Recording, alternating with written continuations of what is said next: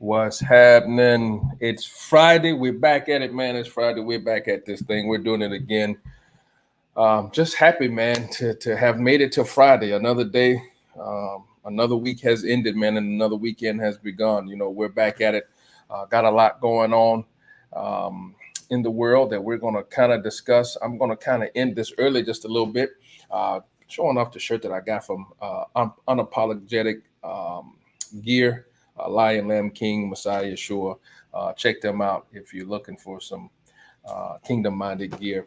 Thought I'd just give them a shout out. But got a lot of stuff going on in the nation that we need to talk about. We just saw the DNC, the Democratic National Convention.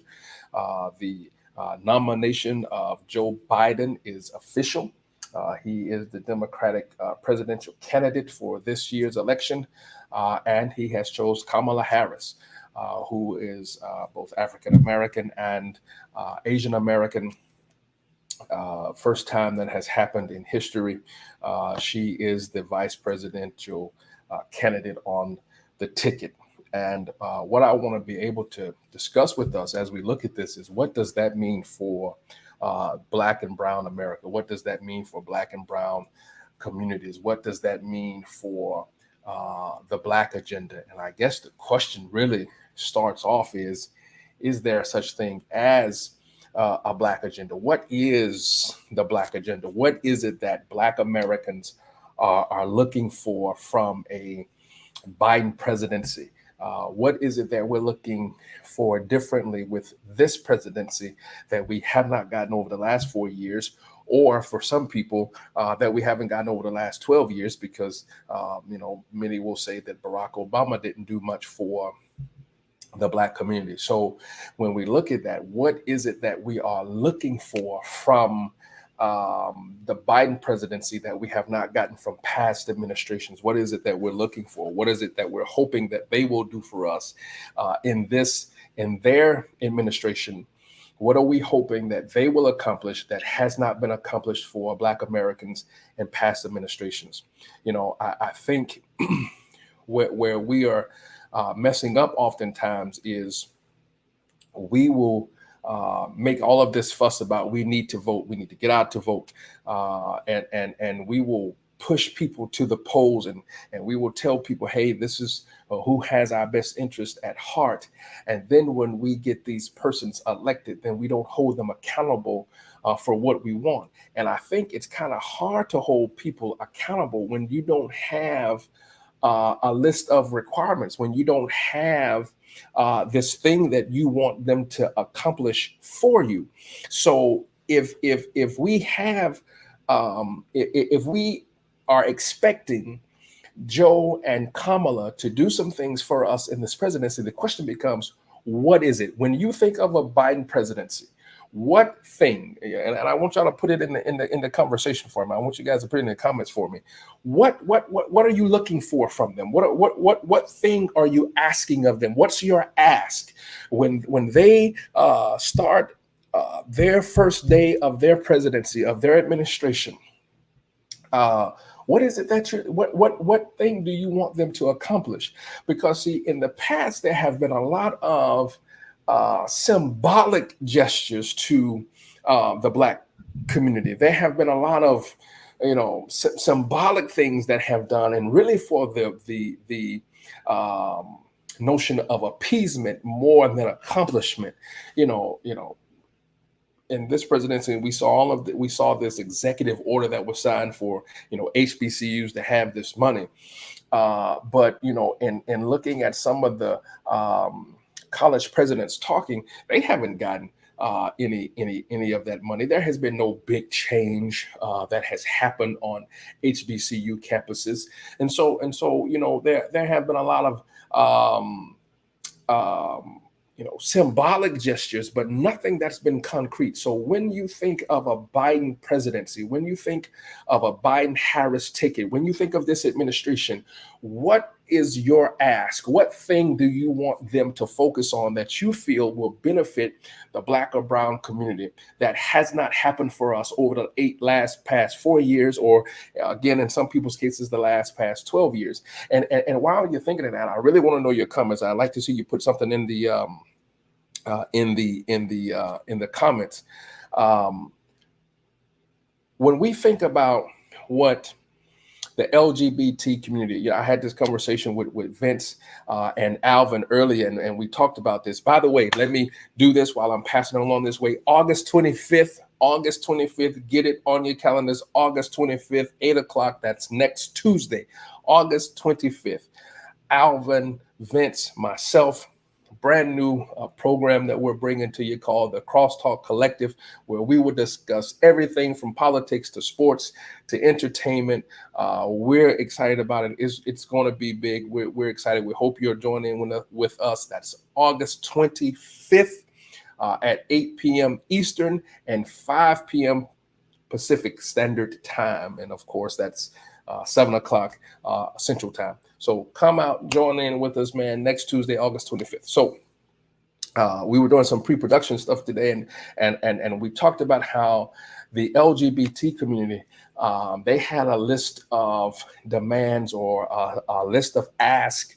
They had an agenda, and they went to President Obama while he was in the office, and they went to him with their agenda, and they said, these are the things that we are asking for. These are the things that we want. These are the things that we're seeking.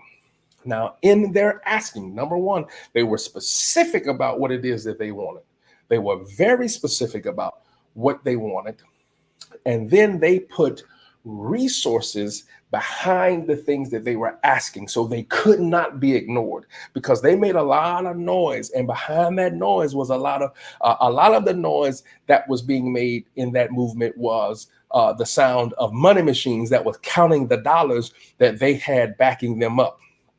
So they made a lot of noise. They had money, they had resources that backed up, and then they had voices that could gain the ear of President Obama or others around him, certain constituents. They had the voice of those persons that aligned with their thoughts, that aligned with their agenda to help promote their ideas. So the question becomes, what things do we have?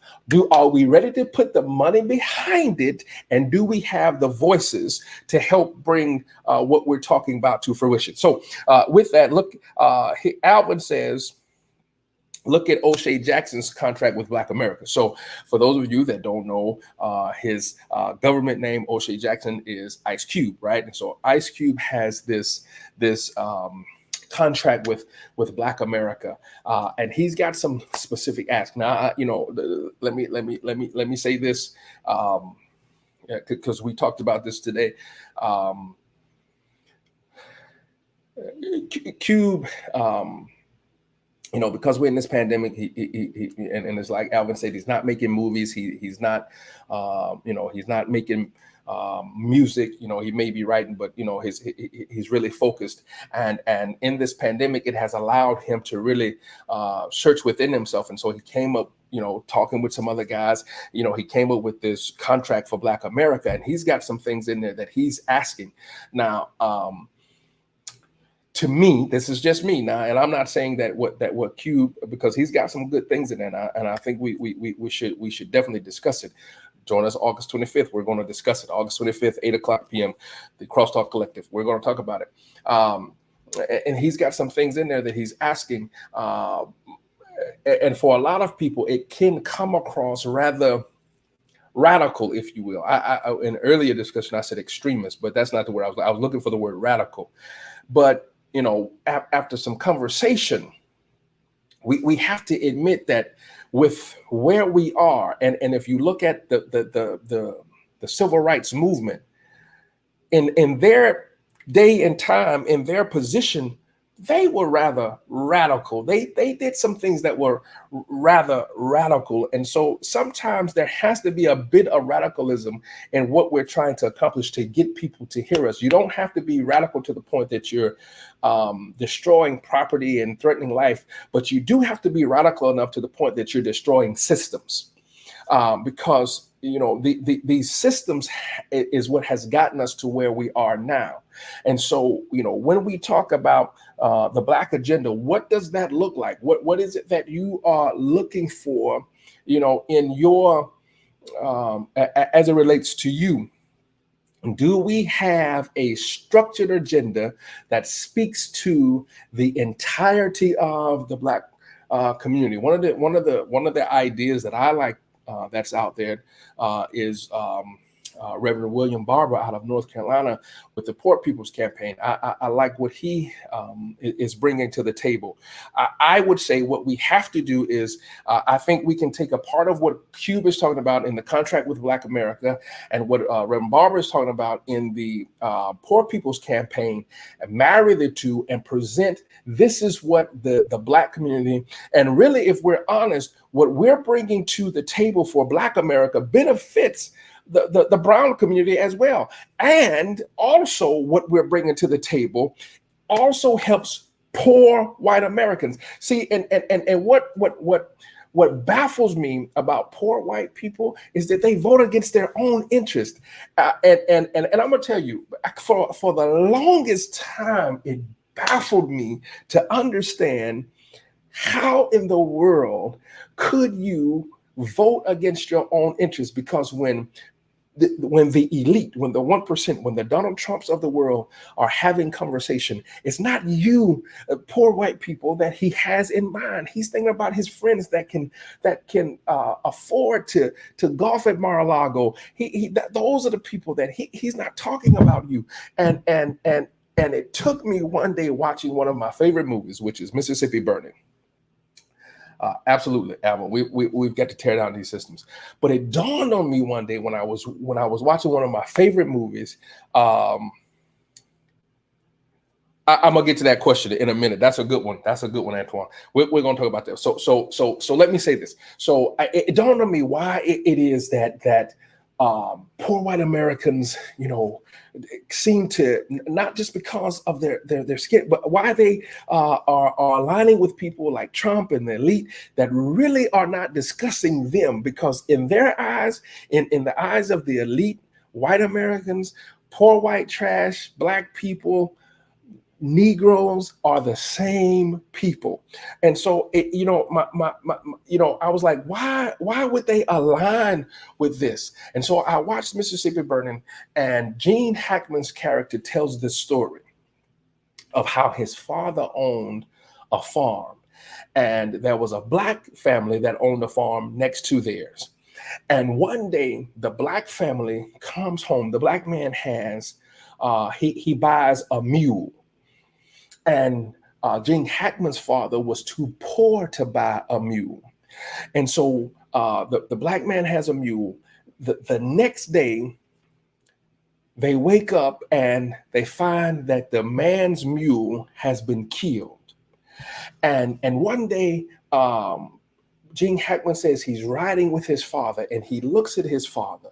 And he knew by the look on the man's face, by the look on his father's face, that his father had shot the man's mule. And he said his father looked at him and said, "Son, if you're not better than a nigger, then what are you?" And that right there made me realize in that moment, that's the reason why poor white people will vote against their own self-interest. Because in their minds, if they're not better than anybody in the Black community, then they have no self-worth. They have no dignity. There's nothing to them. And so that's why they will vote against people who care nothing about them. I believe it was Howard Stern on his radio show this week that said, what baffles him is Donald Trump does not care about the people. He despises most the people who vote for him or who like him the best. Those are the people that he despises, and they would rather vote against their own self-interest in order to hurt us than to vote with us so that we can help lift everybody. And so they're willing to destroy themselves just so that we can't have. So the question that's on the floor is, who will be the unifying voice for Black America? Good question. Because what worked in the civil rights era, what happened during that time of Martin Luther King, what happened during the time of Mega Evers and all of those persons, the SLCC, all of those movements. What happened during those times is that they were able to unify Black America. Thank y'all for joining Crosstalks. Make sure you see us every Friday. I hope you'll be back with us next Friday. But what worked for them was they were able to unify the Black community around one message, one voice. And what really helped was everybody was in on, there were a few outliers, but for the majority of the people, they were together. When you look at the voice boycott, now, can you imagine? They are saying, we are going to walk to work. The bus is going to pass by you. Even though you've got a long way to work, you may even be threatened to lose your job if you don't come to work on time. But they were willing to endure all of that just so that they could have equal status, equality, equal rights on the bus. What was so magnificent about the civil rights era was the Black community was able to come together as one unit. We were able to galvanize. There's too much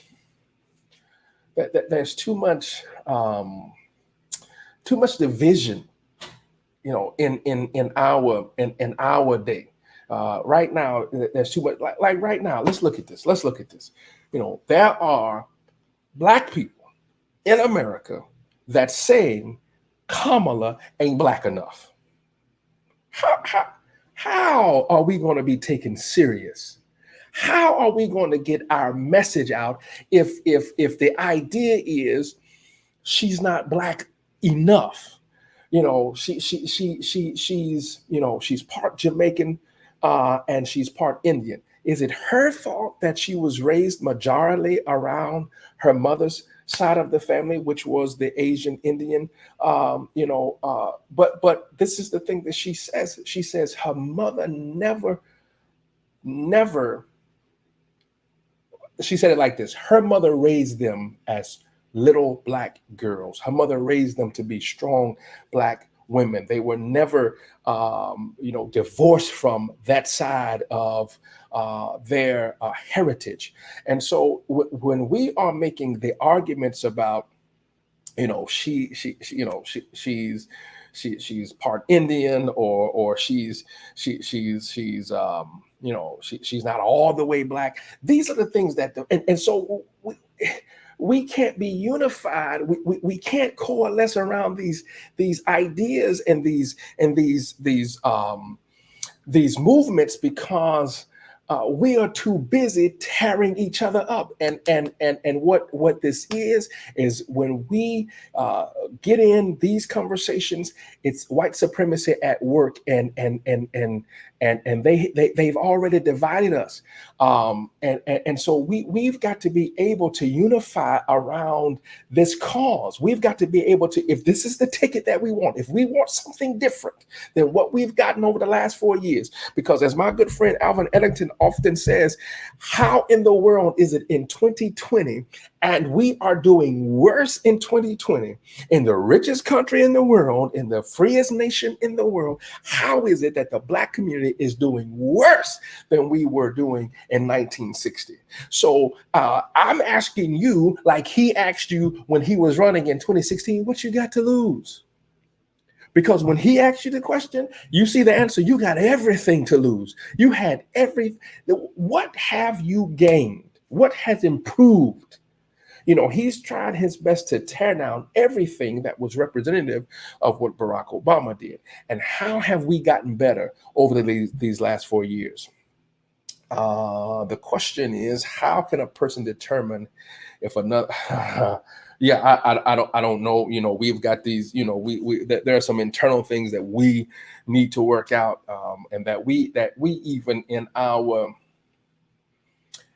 we even fall prey to some of these conversations, some of the stuff that we allow to distract us. But we cannot allow this to distract us from the mission, from the goal, because the hope is you will not show up at the polls. I was reading something right before we came on air where there has been a tape that has been released that has that shows or gives proof that when Donald Trump heard how low the black voter turnout was, he celebrated it. He is hoping that you all will not show up. He's hoping that you all will have the discussions about how Kamala is not black enough, how she doesn't represent you, and that you will be so upset because you don't believe that she will represent the black community well that you won't show up to the polls. And I'm here to tell you, if we don't get what we want, whether it's this administration, whether it's in some other administration, if we don't get what we want from these elected officials, number one, is because we are not going to them with an ask. We're not going to them with the right information. We're not going to them with a list of requirements. And then secondly, we're not holding them accountable to giving us what we've asked them for. If we want change, we've got to be specific about what we mean when we want change. And right now, I'm asking, because I don't know. I'm asking the question: what is the black agenda? What is it that we are wanting? Now, it's easy to say we want reparations. Yes, they owe us 40 acres and the mule. We got that. But what does that look like? Can we get that? How does that happen? What how can we do that in this? What is it that we're asking for? Are we asking for advancements in education? Are we asking for access to housing? Are we asking for access to healthcare? Are we asking for access to better jobs? Are we asking for simple things like putting better grocery stores in our neighborhoods? Are we asking that the police not kill? What are we asking for? What is it that we are asking our elected officials to do for black and brown communities? Because the thing that I know is that what happens, what we do, we're not scared. Like I said, when we go asking, yes, it says the black agenda, but the brown community is going to benefit. Poor white people are going to benefit.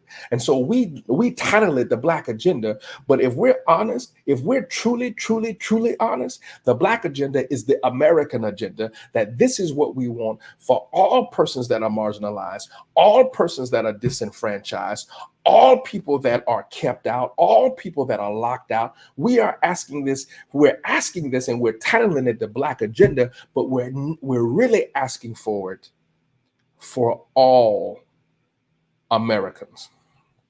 And so what we have to do is we have to be serious. We have to have some concrete ask. We have to be specific about what we want. And so I'm asking you, what is this thing? What things?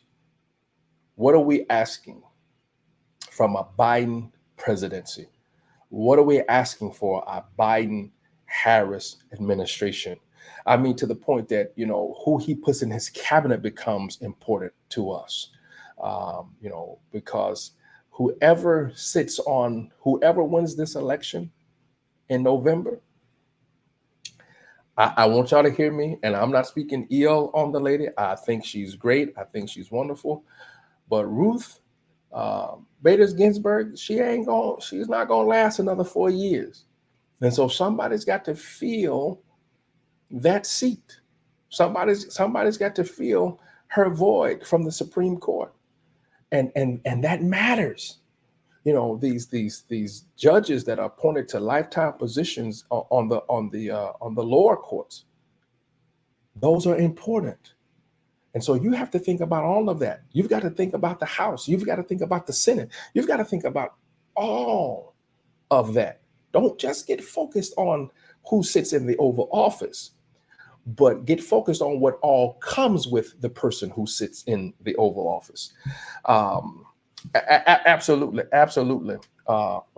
We've got to have economic empowerment connected with absolutely. That's one of the things that I'm big on. We've got to have economic empowerment, but along with that, we've got to have some. We've got to be taught how um, to handle the things that we're asking for, because if we get a lot of money, say that they decide that they're going to give us reparations in the form of money. If we're not careful, as they said in barbershop, we're just going to make Cadillac the number one dealership in the world. We've got to know how to handle our finances so that it empowers and uplifts our community. We've got to be ready for that. No doubt about it. We've got to have a total revamping of the criminal justice system, because the way that it's working, it ain't working for us. I was just reading how the television star who got caught up in the cheating scandal to get her child in college, she got caught 2 months, 2 months in prison. Now, that I believe the lady was in Texas. She put down a different area code so that her child could go to and she did longer than that. 2 months. We got to have a revamping of the criminal justice system. It's too much, man. Definitely land. Definitely. Let me tell you, I learned a long time ago that you need to own property, because they're not making any more land. They're making a whole lot of more cars. They'll make all the Gucci belts, Louis Vuitton belts, Coach bags. All of they'll make as many of them as you want. But land, they're not making any more of that. And there is wealth in land ownership. What bothers me about what goes on in our year, in our time, in our day is, we're having this increase of crime in our neighborhoods, and people are fighting over turfs, they're fighting over blocks, and you don't even own anything in there. You don't own a lamp pole. You don't own anything in the community that you're fighting over. And you're fighting over something that gentrification is going to come along and push you out of anyway. If you really want to have a fight for land ownership. But see, we won't talk about that. You think because you pushing a couple of bags here and there that you got the right to tell somebody they can't cut, but you don't own anything there. If you want to fight for land ownership. Yeah, no doubt. If she were me or any other Black American, we would have got 5 years and five. And let me tell you something about probation, man. And I got to end with this because I want to catch my man Vince Ford. He's doing his community conversations, and he's got a special guest, and I want y'all to check that out. And so I'm going to cut this short tonight. Also, just don't forget August 25th. We're going to come back, the Crosstalk Collective. That's Tuesday, August 25th. Check out my guy Alvin, my guy Vince, and myself, and we're going to be talking again from anything from politics to sports to music. You'll want to be a part of that conversation because our plan is to educate you on a lot of stuff so that you can make the right decisions, not just as it relates to the election, but you can make the right decisions about life. So make sure you do that. So we talked about revamping the criminal justice system, right? And they will put you on parole or probation for all these years. And if you do one thing out of line, say they give you 12 years, and you get out early, and you spend the next couple of years on probation. If you do one thing, and it didn't even have to be related to the crime you committed, but you do one thing, you do one thing out of line, they can send you back to prison to finish the rest of your sentence. Because sometimes probation is longer than the actual sentence. And that's because even though you're free physically, they got you trapped mentally. They got shackles on you that you can't even see. And so we've got to revamp this system, man. We've got to revamp how this is done because it's not unintentional. It's all intentional. That whole 13th Amendment, you know, uh, uh, you know, yeah, we're freeing the slaves, but we can put you in prison, and then you're considered a slave. It's not. Listen. It was all part of a design because they knew that slavery as the system that put you on plantations was out of work and out of order. But they figured out there's another way that we can enslave them. This is the thing. Not only could we enslave them, we can enslave poor whites. We can enslave anybody that we don't like. And I'm telling you, we have got to revamp this criminal justice system. Listen, man, I'm going to cut out of this early. I want y'all to join me over at Community Conversations with my guy Vince and his special guest. I want y'all to come back and be with us. I'm thinking on whether I want to come back next Friday or we want to take a break and come back with all new shows and all new ideas. One of the conversations that I'm going to have over the next few weeks, y'all pray with me because this is delicate because for some reason church people don't like to have this conversation, but I see a lot of babies popping up all over the place. We're going to talk about sex and salvation. Sex, singleness, salvation, something like that. We'll be talking about that. That one is probably going to be a YouTube discussion because people, for some reason we don't want to talk about that. So we'll probably talk about it, have some discussion about it. Nobody wants to talk about it, but everybody's doing it. So that's probably going to be our next conversation. We'll see. But listen, man, I want y'all to be smart. Keep your eyes open. Keep your ears open. Recognize the game. See what is happening, and prepare to make a vote. I'm not going to tell you who to vote for, but I'm going to tell you, don't vote against your own self-interest. That's all I can tell you. Don't vote against your own self-interest because everybody does not care about you. And over the next few weeks, we need to really nail down. We need to really hear the voices that are talking to us about the Black agenda and what that means. And even though it's labeled Black agenda, it will benefit the brown community and poor whites. I appreciate y'all, man. It's been good. Don't forget August 25th, join the Crosstalk Collective with myself, Alvin Ellington Jr., and Vince Ford. It's been fun. I've appreciated y'all, and I hope y'all will come back and see us next time.